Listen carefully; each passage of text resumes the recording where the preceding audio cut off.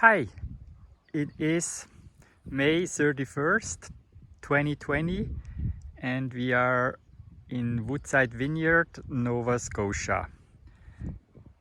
Just wanted to show the development of the grapevines at this time of the year.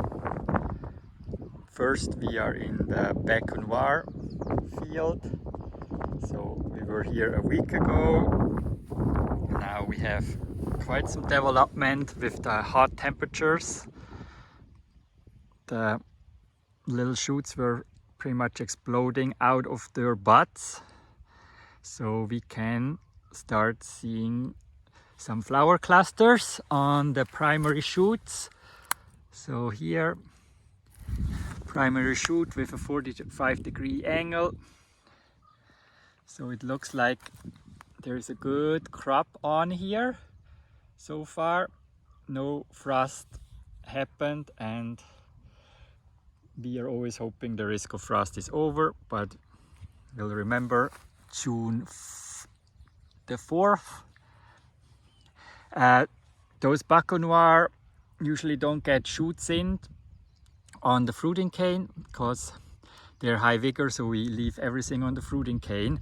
But Baconoir are notoriously for suckers, and that's a nice example here where we have a bunch of suckers. So this is the perfect time to rub them off, and so a lot of suckers. So it's pretty much just rubbing. Best thing would be to wear gloves, then you don't get a splinter. So, and then we would hear some people call it the head or the crown. So in that area it can get congested. It doesn't look congested right now, but you can see like little stuff like that at the top. Right now it's quite little, but they will emerge into normal size shoots. So I would also clean out the head area a bit. So we have something over there, another one over here. There's a bunch more down here. So when we clean the head area, we just always have to already think about next winter when we do the winter pruning. So we want to leave some stuff that we can use for fruiting canes. So we have at least here 1, 2, 3, 4, 5 potential candidates. So this guy here kind of pointing out into the aisle will be eliminated. So, and then we have a bunch small ones over there. We don't need those. They just look like they're going to grow out into the aisle. So that's always not so fun.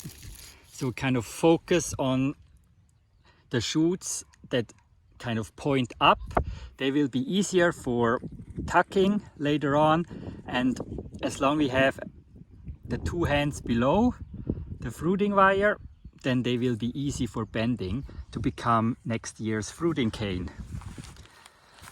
So here we get to the next plant. So it looks good on top. I'm not going to take anything off up there, but again we have a bunch of suckers, and right now they're so tender it's kind of fun to rub them off. So here there's some like loose bark that can come off. Now we do the two hands. Okay, 1, 2. So we want to leave something in that area for the fruiting cane of next year. So I take some of the stuff kind of pointing down. So, and so we have a bunch. So we have potential candidates here, there, there, there. And I think I'll leave this little one on here. It's always good to leave a few more because there is always the potential that some will break off. So Baconoir is one of the early varieties in our climate. So they would get that treatment first, but now we can just move up to another variety and then we see a little bit of a difference. Let's hear that block here is Cheval Blanc. They were a little stressed, so they were pruned back quite a bit. So they have to do less work, but we can see there is less action happening. We have a few buds are broken and some are just starting, so they're at least a week behind of the others. So at this stage of the game, those guys, we see there is not many suckers. That's a nice thing with the Seyval. There's not too much suckering happening, and at least we have some buds, like they look like primary buds, and Seyval Blanc has huge clusters, so even just having a few shoots will give us quite a good crop. Usually when the bud break happens 100%, we would go in and remove 50% of the crop, so we would reduce each shoot to one cluster, otherwise they would be overproducing and eventually kill themselves. So here the next variety, we have a little more happening. So this is the Léon Milo, one of the French hybrids. They are also quite early and they're also notoriously for suckers. So we would do actually the same treatment as with the Baco Noir. At this time we could go in and get those suckers. So removed on the trunk, it's not too bad. But I always kind of at this time of the year I check on the primaries, so there see whether there is any small clusters happening. Yeah, their clusters are there, so nice. This one is a nice one. So the first, and then a little higher up the second. So that's looking good. The clusters on the Léon Milo are not as big. They're small compact clusters, so that's why we go for as many clusters as possible to become around 3 to 4 tons an acre to have an adequate crop level. So let's move to the next variety. Here we see some younger L'Acadie Blanc, and we can go into the older block, what is a little more consistent. So let's find something we can look at. Yeah, that one. So here, as you guys see, we still have the somewhat kicker cane. It's not a full length kicker cane, but it's still, in case of a frost, can be used to be laid down for additional crop.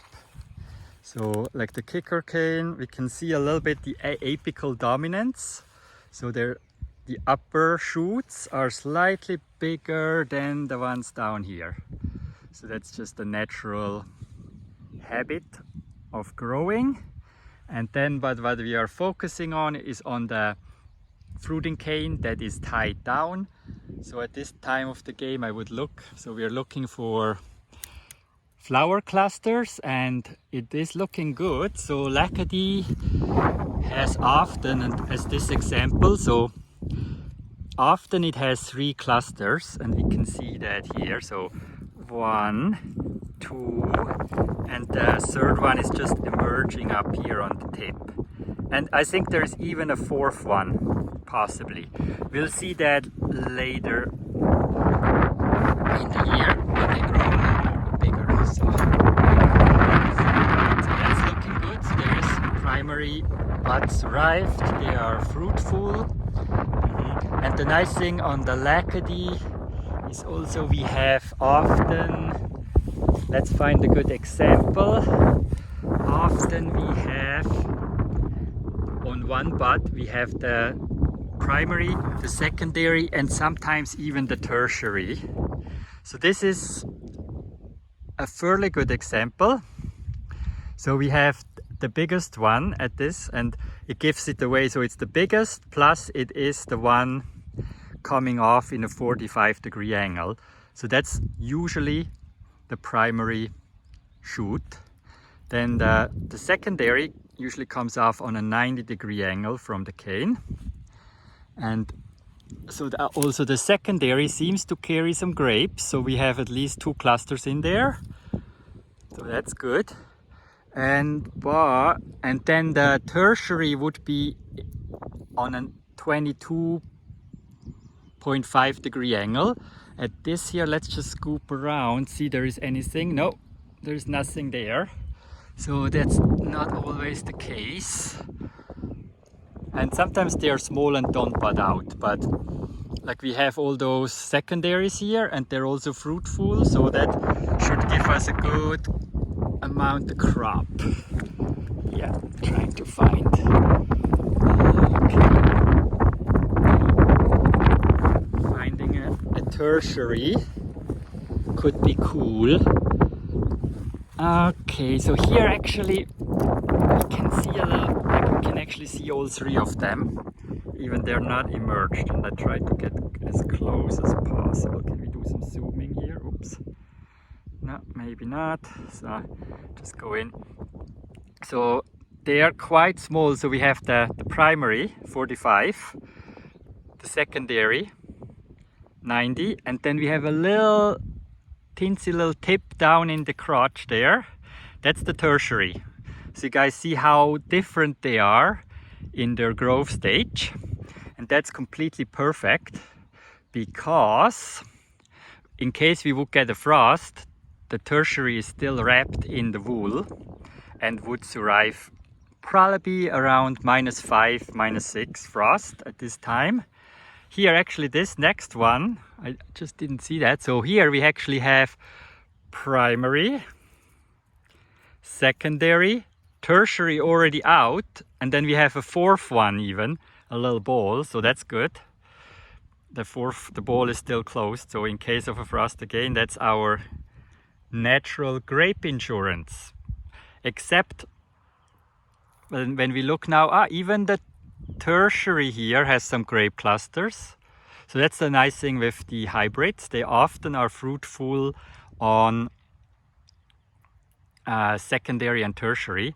And then I don't know whether we would have any grapes on the 4th one because it's still closed. But so that's the nice thing, as I was just trying to say on the hybrids, that they carry fruit on those.